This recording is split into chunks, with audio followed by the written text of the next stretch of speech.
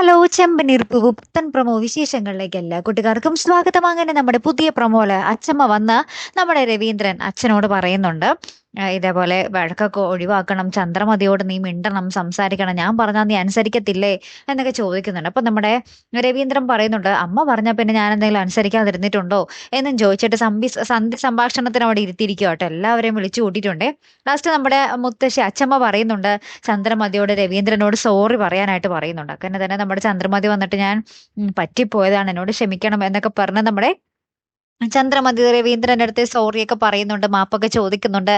പിന്നെ ഭയങ്കര സന്തോഷമാണ് കൂട്ടുകാരെ. പിന്നെ നമ്മുടെ രവീന്ദ്രനും ചന്ദ്രമതിയും കൂടി അടുക്കളയിൽ കയറിയിട്ടും അവർ പഴയതിനേലും ഭയങ്കര പത്തിരട്ടി സ്നേഹത്തിൽ അങ്ങോട്ടും ഇങ്ങോട്ടും സംസാരിക്കുകയും കൊഞ്ചിക്കോടയിലൊക്കെ ചെയ്യുന്ന രംഗങ്ങളാട്ടോ കൂട്ടുകാരെ നമുക്ക് കാണുവാൻ സാധിക്കുന്നത്.